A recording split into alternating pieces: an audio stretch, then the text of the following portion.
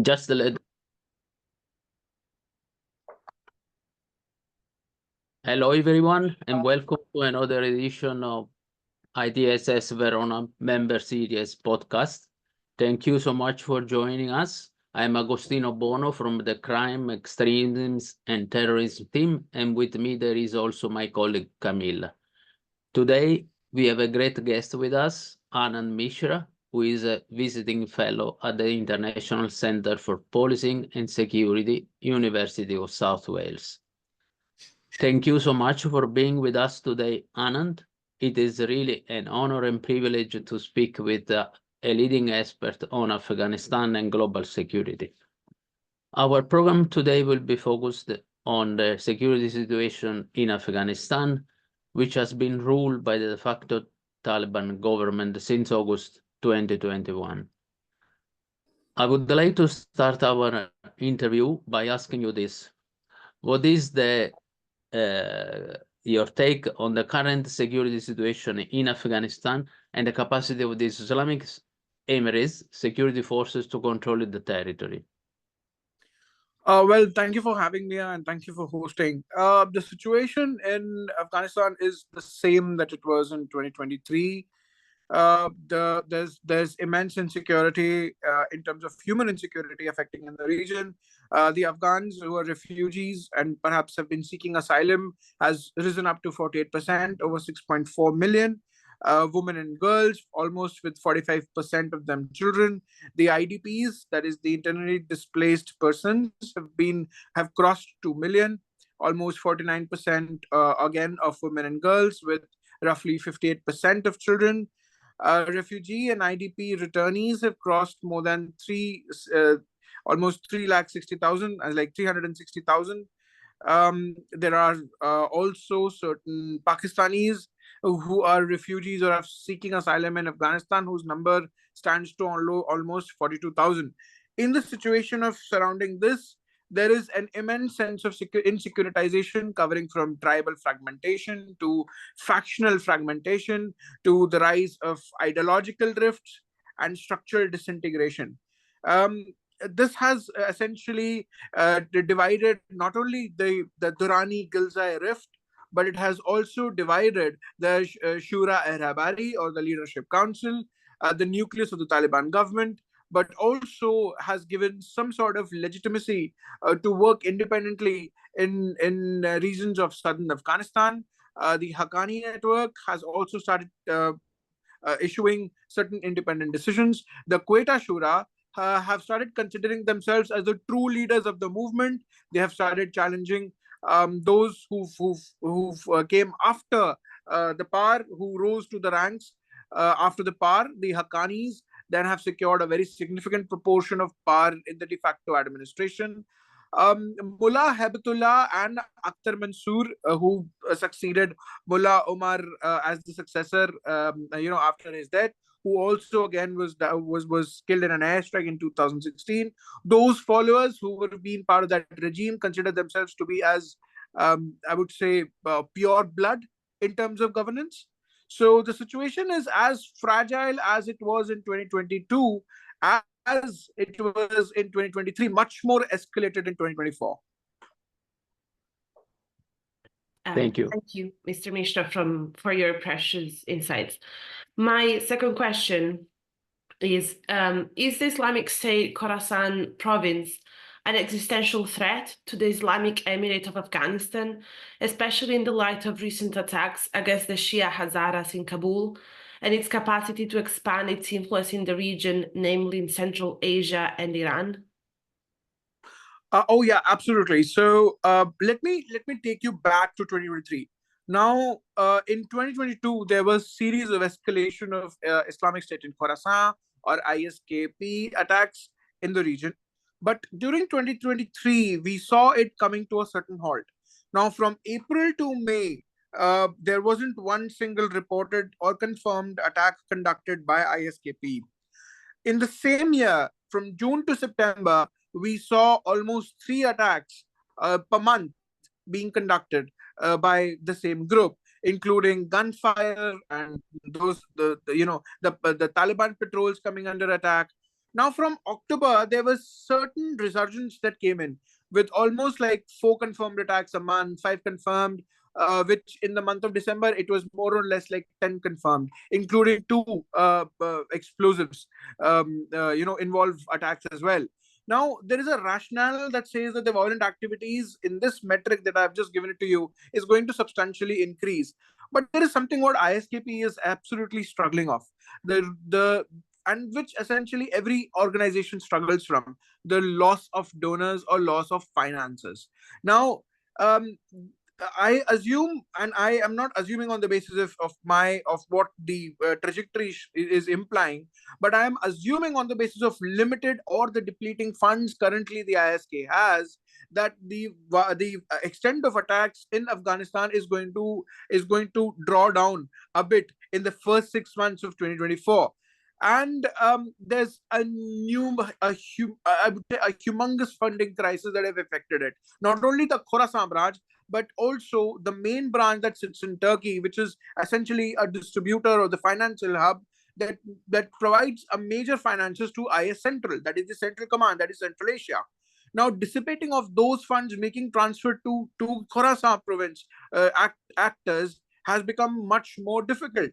Now, this has resulted in a lot of disrupted operations being disrupted, but Taliban does have a lot of internal faction coming up, as I said in my opening remarks, which also mean that a lot of factions are going to come up and may join ISKP to perhaps to show their discontent, or perhaps are disgruntled by how the hierarchy or leadership works.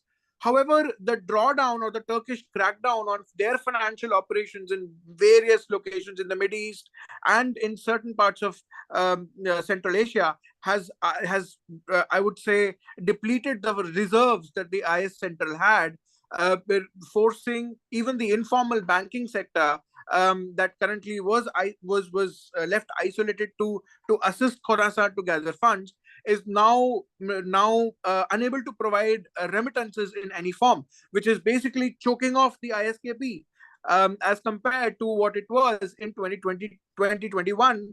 And after a deep financial crisis in 2023, the ISKP leadership is largely isolating itself to hit and run tactics until and unless the financial flows is being restored.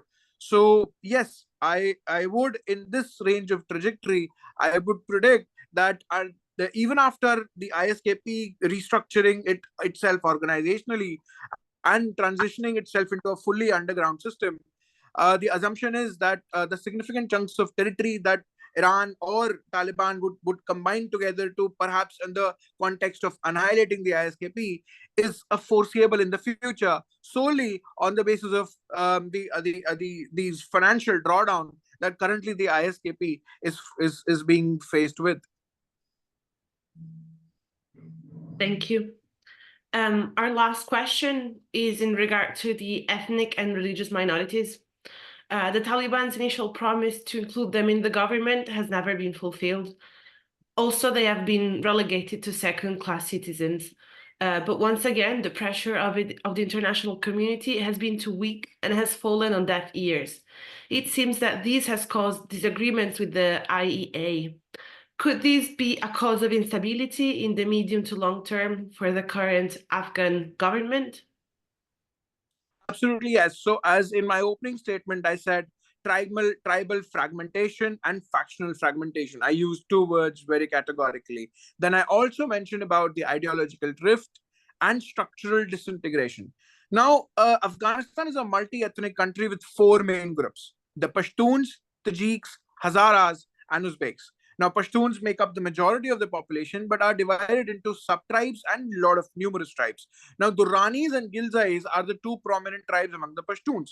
Now, Durranis have been mainly residing in the south of the country, and Gilzais have been occupying, or I would say have been living in the eastern provinces for a very long time, since generations. Now, these 2 groups and these 2 tribes have a very long history of competition in power.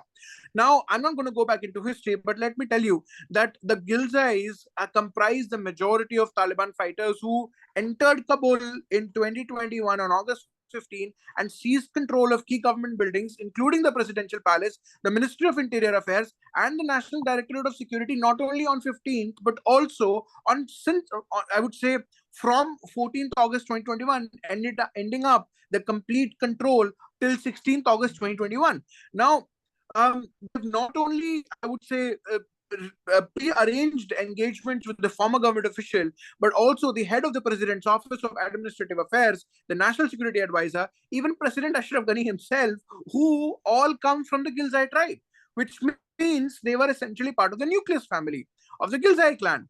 Now, this has created a rift in today, because top Durrani leaders within the Taliban cabinet, including the acting prime minister, his deputy, the acting defense minister, they've all allegedly, this is what the rumblings have come up from the inside, has formed an alliance against key Gilzai cabinet members such as Sirajuddin Haqqani, Khalil Haqqani, and Abdul Haq Waziq. Now, this has essentially marks the beginning of a Durrani Gilzai rift. Now, if this fraction, if now this is a tribal fragmentation that I was talking about. Now, when we talk about a factional fragmentation, now imagine structurally when these ethnic tribal communities have a structural split, let's say between the Quetta Shura Taliban and the Haqqani Network Taliban. Now, the Quetta Shura Taliban, Shura-e-Rahbari, as I said, from the Leadership Council, is not only led by the supreme leader, Mullah Habibatullah Akhundzada, but the Haqqani Network also has, both of them share a lot of history that goes beyond Mullah Mansoor during the insurgency years. But the Quetta Shura Taliban generally consider themselves as the true leaders of the movement and the real followers of, I would say, the founder Mullah Muhammad Umar or Mullah Omar himself. Now, the Haqqani Network, on the other hand, has been contending for a greater share of power in the new administration due to its more active military role, operational capacity, and has showed in its leadership in numerous high-profile attacks against Western interests in Afghan forces for numerous years. I mean, for the last 20 years, if I may say so. And its execution of some of the most devastating suicide missions during the 2-decade-long war against the Afghan Republic and its Western allies. So, Haqqanis have secured a very significant proportion of power in the new de facto administration, and this, this has resulted in a rift again, not only between Haqqani Network and Quetta Shura. Now, a third element coming in, also known as foreign terrorist groups or extremist organizations that are currently operating in Afghanistan. So, from the level of an ethnic community or a tribal community, or budging to the level of, let's say, the presence of Pakistani groups such as, and among others like Al-Qaeda, foreign groups, among others like Al-Qaeda, ISKP that we've talked about, and Central Asian groups like ETIM, IMU of Uzbekistan. And so this factional division has led to numerous armed clashes between the supporters of the two sides. And this has not only result in, I would say, the apprehension of the leadership saying that Mullah Baradar was, initially reported to have killed, and but then an audio trip was released which resulted in that he's still there, he's still in power. But the escalated of violence that happened between the two camps, followed by a suicide bombing in a mosque inside the Ministry of Interior Affairs on 5th of October 2022, which killed 4 Taliban members. Now, these are some sporadic incidents that not only point out that the factions are still going against each other, but also to the fact that the ideological rift between hardliners and moderate leaders within the group continues to persist even in 2024, when we saw the Iranian attack against the ISKP, and we also saw Iranian attack, having some engagement with the Taliban to counter the ISKP, when Taliban themselves are divided at both factional, structural, and ideological level. So this is what we see in terms of today. And then let me also educate you a bit. The right to education for women has been a contentious issue. And in March 2022, the Taliban reopened schools for girls, but then decided to close them later, citing a lack of teachers and other identities. But the true reason behind the reversal of the decision was that the Supreme Leader himself changed his mind due to the pressure from the inner circle of advisors, including the Chief Justice Abdul Hakim Haqqani and the acting Prime Minister Hassan Akhund. Now, this is the level of hardliners have essentially winning the debate over this and among similar issues, resulting in Taliban to move not only towards a puritanical and exclusionary system of governance, but also to a mindset that is not going to that demonstrate that they're not going to change after Taliban 1.0. I hope I've answered your question. Who, by the way, are running Afghanistan from a parallel government in Kandahar. Absolutely yes, absolutely yes. And this makes all the more interesting because when we see the structural disintegration between the higher level commanders, the mid level commanders, and the low level commanders, essentially in Taliban 1.0 we saw the Dil guys, which used to lead 70 to 90 fighters and had the ability to make independent decisions, make combat tactical decisions independently, and had the direct confidence of making direct operational relationship with foreign terrorist groups and to call them if they are under attack or if they are under fire in a tactical component or in a tactical firefight. This is not happening anymore.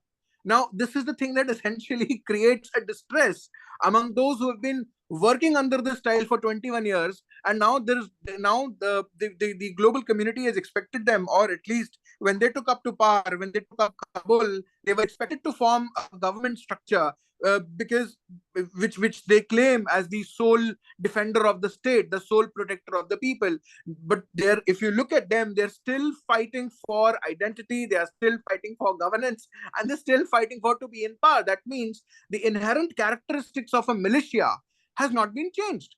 So running a government from a militia, from a background of a militia or a guerrilla style governance is not going to work in Afghanistan. And as long as it does, you will still, and we all will still continue to see such factions coming up together, and the connotation of foreign fighters coming in and trying to take some territory out of it, potentially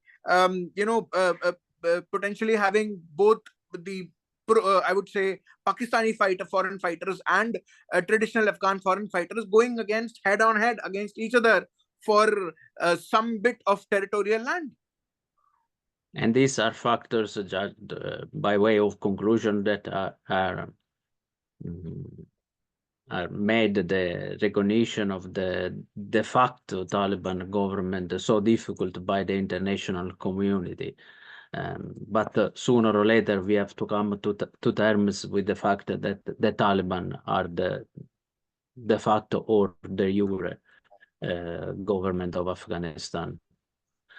Anyway, Anand, thank you for your precious insight and a comprehensive description of the current situation in Afghanistan.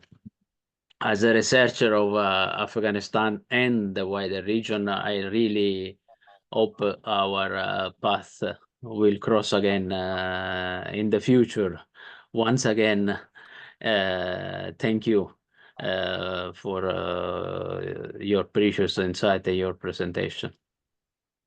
Thank you so much, Agostino, and I'm happy to come up at any time and discuss such interesting connotations happening, to give our audience an update as to how the politics and the political game of this alleged internal warfare that we are seeing pans out for 2024. Thank you for hosting me. My pleasure.